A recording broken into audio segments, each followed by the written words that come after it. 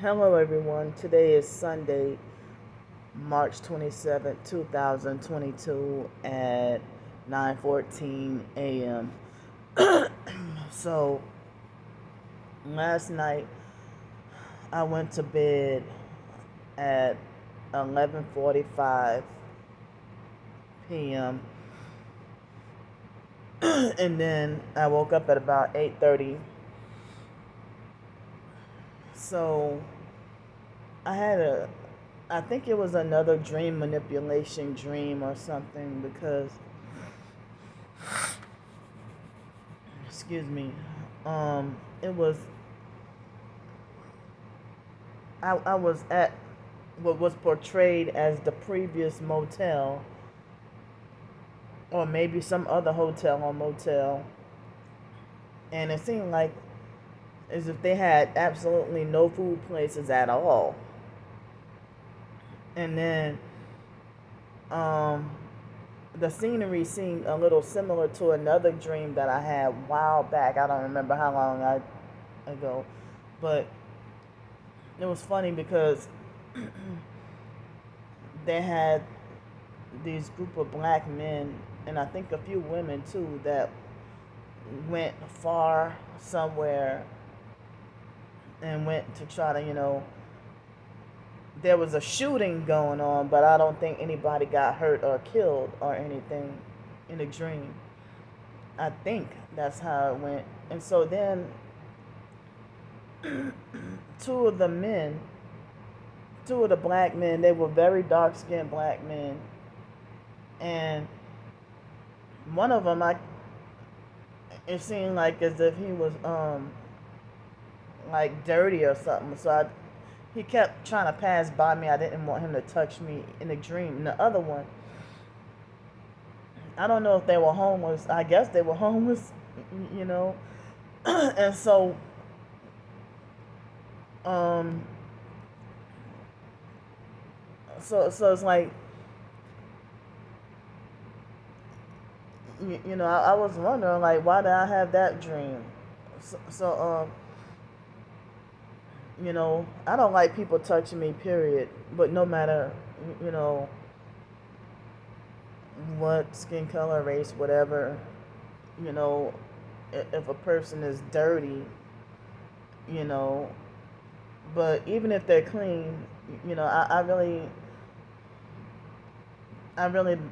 don't feel comfortable with a man, being overly touchy feely because of, the past rapes that I've had and stuff.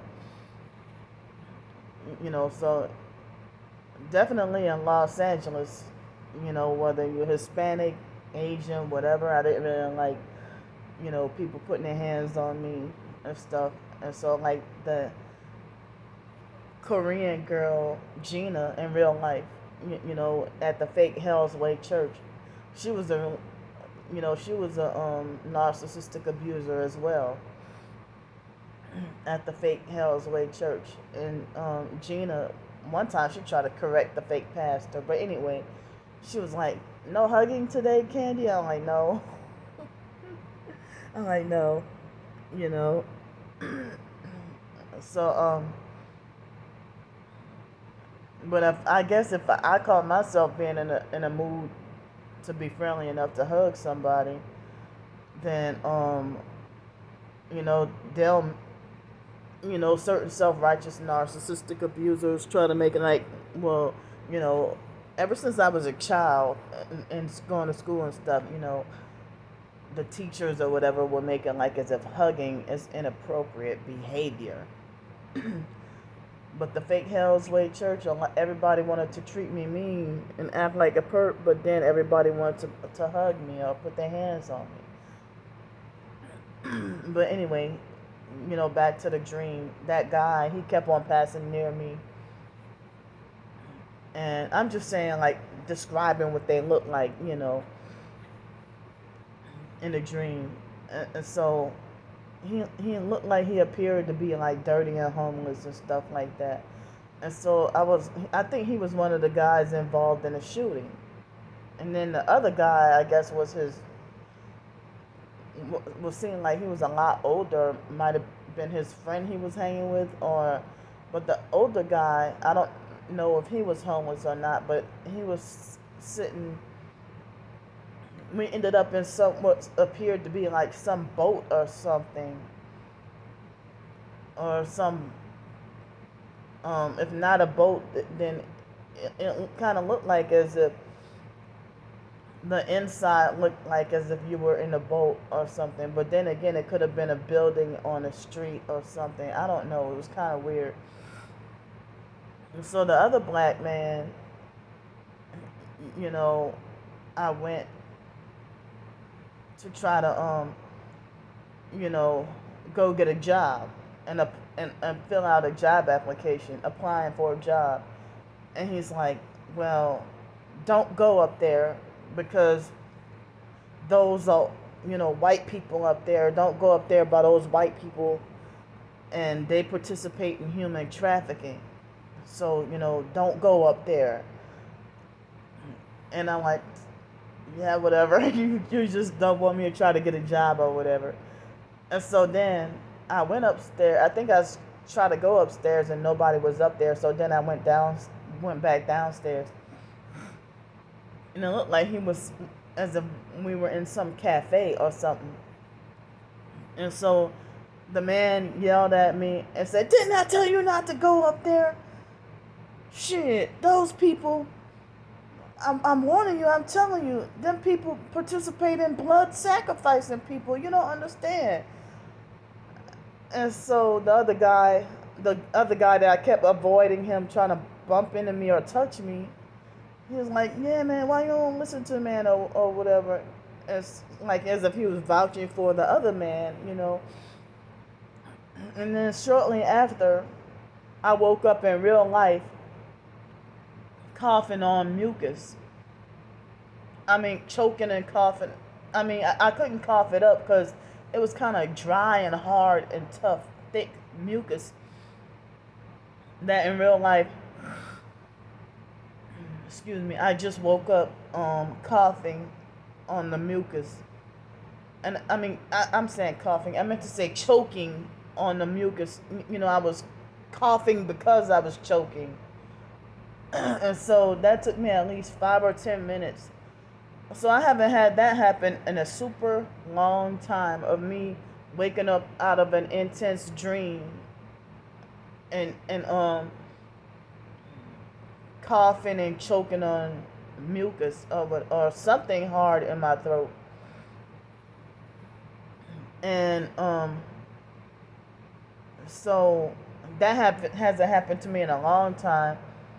And I don't have any recollection of it happening to me with me being on the streets homeless. But definitely it used to happen to me like a whole lot when I was living in Los Angeles. So, it used to happen to me a whole lot when I was living in Los Angeles. And then whether I would be in Los Angeles, California, or not Greenville, maybe Greenville, South Carolina, I think so. But when I was living in Jefferson on Shrewsbury, off of Jefferson Highway in part of New Orleans, and not every day, but it used to happen quite frequently that I would wonder why I didn't realize it was part of the gang stalking. But the occultists, they go by numerology. So 7 plus 3 is 10 plus 9 equals 19. So I haven't known of the number 19 having any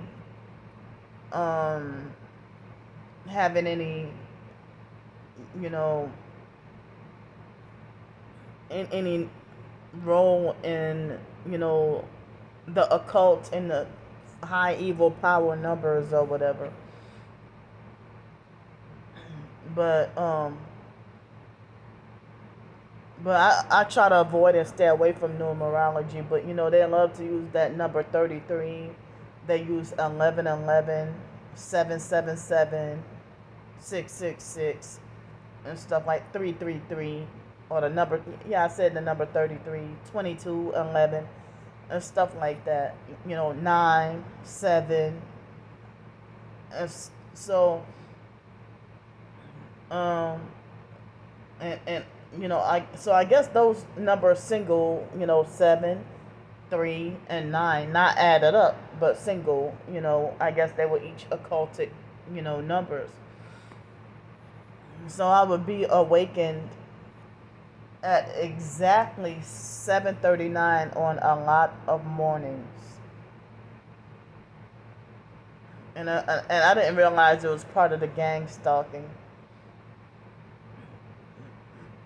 But me calling myself trying to fight for a permanent place to live, I forget that when I do have a permanent place to live,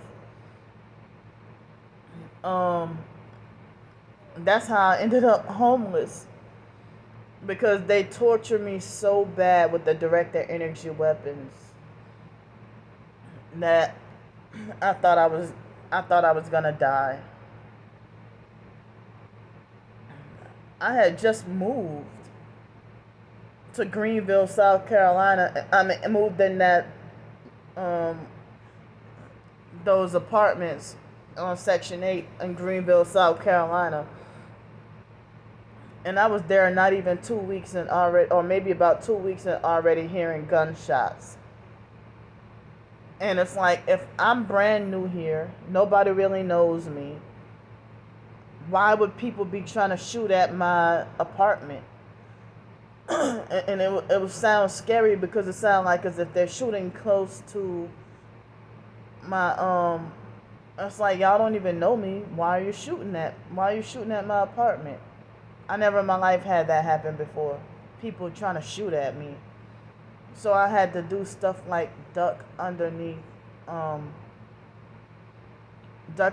the bed, or hide, try to duck into the tub in the bathroom. But then I would walk around the next morning all around my apartment complex. I mean, not the complex, I meant to say around my apartment area. Not the whole building, though. And see no bullets. And so, but anyway, I went to sleep at one point in the middle of the night, and then was awakened.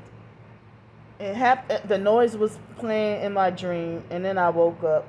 And even after I woke up for a while, I started to question, is this V2K or is this voice to skull of a woman making sex noises, like the sound of a woman moaning and making sex noises. And I'm like, I know it ain't her because she's old. And so it sounded like a younger, like as if they were beaming the noises at my head, and I felt very disturbed. And the moment I was about to grab my phone to do a video on it, that's when the noise stopped. But generally, I don't get the voices in my head or voice to skull or anything like that, Most of the time I don't get, really, I don't really get the voices. Almost all the time I don't get it. But I was wondering, what was that all about? So when I was living in Los Angeles, I had a few times where and this is before I realized that I was targeted. I would wonder, I read up and heard about mind control and all that, and ELF and Gwen Towers, but I still don't have total and full expert knowledge, but I read up on it. But so I would be sometimes conscious and awake and having moments where moments where the it would be playing in my head what sounds like, for a brief moment, numerous phone conversations all at once, like as if a whole bunch of like hundreds of people are tuned in to like a phone, like different phone lines playing of conversations playing all at once, and it would happen for like 3 or 4 minutes or so. And then I would feel gaslight and wondering, am I losing my mind? Am I going crazy? Am I going insane? But it happened only a few times. And I remember when they had that free couch, and it was you know it was old, but it wasn't raggedy. But I called myself dumpster diving for the doggone free couch, because all I had was a bed. And so I got that couch and I sanitized it real good with rubbing alcohol. That was all I had. I don't think I had um any Lysol spray or anything like that. So with the sofa or couch or whatever, one day, one night I was laying on the couch and I didn't realize that I was being electronically raped at that moment. And so, gang stalkers, or, narcissistic gang stalkers would tell me that you're ugly, you're unattractive, nobody wants you, and stuff like that. But if you're being, electronically raped, and then people will reverse it on, if you tell somebody, even, a fake TI perp will lie and falsely accuse you, say you're the one who's, got a lot of perv on your mind or sick in the head. So, it's like as if I was being like electronically raped and didn't know what was going on. And when I was living in Los Angeles, and I ended up, I guess, in a trance for a moment, and it seemed like as if they wanted to try to manipulate me into feeling like I was really having good what. But, I didn't realize that was part of the targeting. And I remember in 2020, I was in one of those hotels, and I don't remember whether I was in Mobile, Alabama, or back here in Pensacola. I do remember it was sometime over the summer, and I was in a hotel, not a motel. And I think I was at the Quality Inn in Mobile, Alabama. And they gang stalked me super heavy over there. And so they anally raped me, electronically. And yesterday, another target, the one who was saying that how TIs are trafficked into homelessness. So she was saying that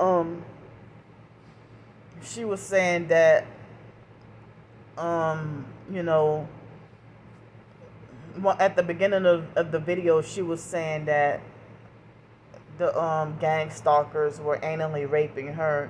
She was homeless, living in her vehicle, living in her car. So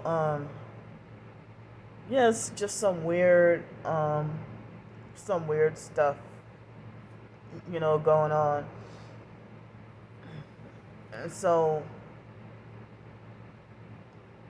I mean, I know I got laundry to do and don't feel like doing it. And I mean, what was it, over 2 weeks ago? Last time I did laundry. So, after what happened last time, but that white guy ain't here no more. The perp, the young perp, and I think he only stayed here probably for a few days or a week, but I haven't seen him. I suspect that it was him who, did stuff did who knows what to my clothes. He kept on messing with my clothes and stuff. But I hate the idea that when targeted individuals are forced to be hyper vigilant to protect themselves and their belongings, then, society will try to make it like being hyper vigilant equals being paranoid. When you're just trying to stay on the safe side, when you're trying to be cautious. And they'll try to use that when you try to be hyper vigilant against what are their attacks. You can't even live a carefree life. And you can't be easygoing. And you can't be a people person as a targeted individual. You can't even be a people person as a TI. So, the short story skit I wrote about targeted individuals, I put it on my main Targeted by the Psych World channel, and I'm surprised that at least 2 people liked it. So thanks. They may not be able to see that, me saying thanks, but so if a couple of people like any of my short stories or whatever, I must not be too horrible of a writer. But the people in the writing community, on Twitter, my blog is, it doesn't allow comments. Thank you, gang stalkers. Y'all the reason why I can't allow comments to anyone on there, Otherwise, I would love to be able to allow the general public to make comments. But if there's a block button for the perps, I don't think there's a block button. So, I don't think there's a block button for the perps. So, and I'm feel, it seems like as if the perps give me undeserved or unwarranted, thumbs down indiscriminately on every video that I do. And it's like making me feel like I need to leave YouTube. But if I were announced, I'm gonna shut down my YouTube and I'm gonna go to a different platform, and if I announce the link or post the link to the platform, they will take it upon themselves to create a brand new account and go stalk, follow, and harass me over there. So I might as well stay put. It's like when you try to move from house to house or apartment to apartment or place to place or city to city or state to state, being a targeted individual. The perps follow you every doggone where you go. You can go somewhere unannounced. But I didn't know of a way to report Alex Dupree. He crossed state lines to gang stalk me, and then had people gang stalking me, perping me in Mobile, Alabama.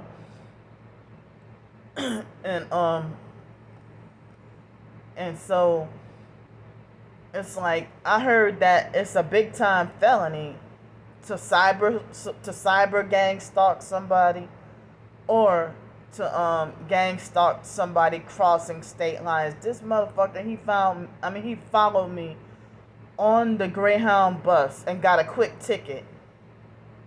And then he tried to brainwash and manipulate the guy at the Greyhound station to believe, that I was the crazy one who was bothering and messing with him. When he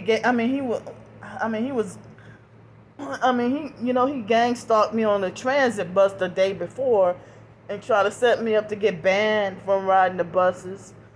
And he would tell me straight up to my face that he's gonna get me banned from riding the buses. And so then,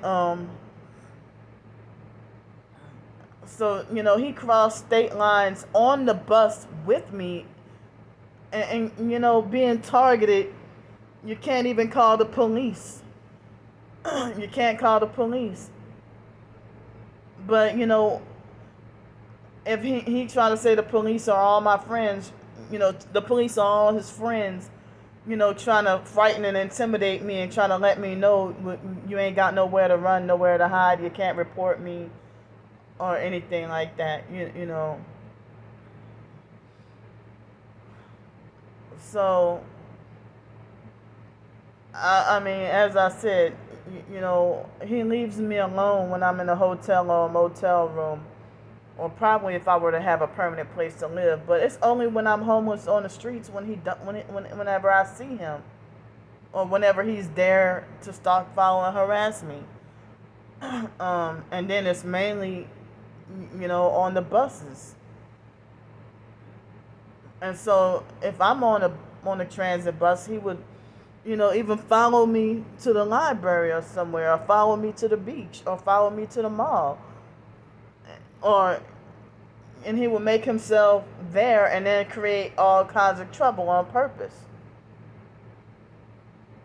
And it's like, I knew from day one, I knew he was a perp, and I was wondering, why am I always seeing you everywhere? So, and then they'll reverse it on me and lie and say that I'm bothering or stalking them. And I hate the mind games that they play. It's very distressing. Very distressing. All I know is I'm glad that I have not physically seen him since, so yeah, in exactly 6 months I haven't seen him. But he must have not been getting enough action, because by the late December, early January, he tried to harass me on my phone or whatever. It's like, how did you get my phone number? I damn sure didn't give it to you. And other online perps illegally got my phone number. Maybe David Jane probably gave it to him. I don't know.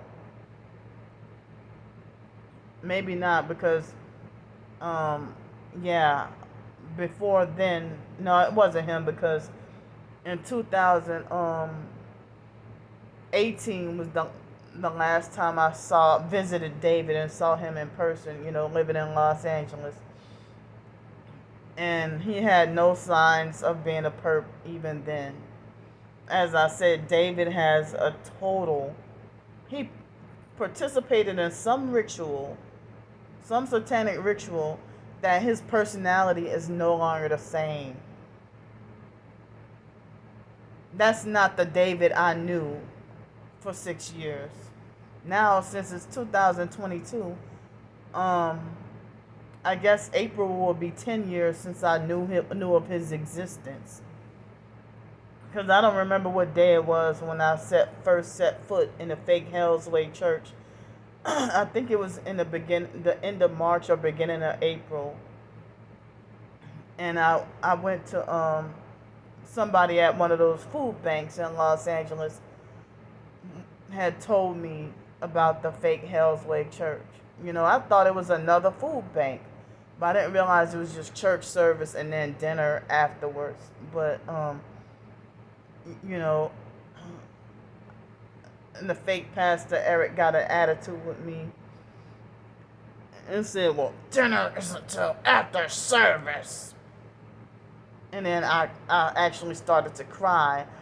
And then later on, he pretended to be fake nice and making like he was more than welcome to have me, and then try to say, well, even if you just come for the food. I'm like, whoever said I was, coming for the food? And there was another church where a narcissistic Korean lady tried to say, we don't come here just to eat. We come here to share the love. And it's like, well, what's up with these religious narcs falsely accusing me of being greedy and coming just for the food? Because at another church I heard that there was a food bank or whatever. And I thought some churches that they just, give food out. But other places, it's like they want to it seems like they want to give you a brainwashing, fake, lying church service first, and then serve you food. And then if you're not a member, or if you don't attend the church service first, then they turn you away, or they'll make it like you're just greedy and coming for the food. So you're forced to sit through the church service, and they teach stuff that's not biblical. And you gotta hear about and you gotta hear about how a pimp died and then had 6 women female pallbearers carrying his casket, and then talk about football before they want to talk about, oh, let's eat, and then they eat later on. And then people 10 times fatter than you sitting there calling you fat and greedy. I mean, it's just so much doggone mess in the doggone church. So I just serve God by myself. It seems like they want you to go to church just to, I guess, to spiritually try to harvest souls for Satan. Like they want to spiritually harvest souls for Satan. So that's why they want you to go to church so bad and hand over all your doggone money, demanding tithe money. The fake pastor, the narcissistic pedophile fake pastor Eric, from the fake Hell's Way Church, is sitting there, talk about people being greedy and stuff. But he's the multiple criminal, and he's the multiple criminal, and he got busted, and he was kicked out of that church. He got busted for even more crimes, and so they had to shut that down, and then all the Koreans took over. And so but how can you make somebody out to be greedy when you try to say tithing is the only way of salvation? Your ass is money hungry. And then Eric used to use neuro-linguistic programming, and then he'd be throwing up the Illuminati hand signs like devil horns and 666. And when he would use neuro-linguistic programming, he would people would be brainwashed and lulled to sleep, and then he would get mad and throw a fit. So anyway, I'm surprised I was able to go this long in a video and talk and stuff. So I'm going to try to do some more writing or something today, and I'll see y'all later. Love y'all.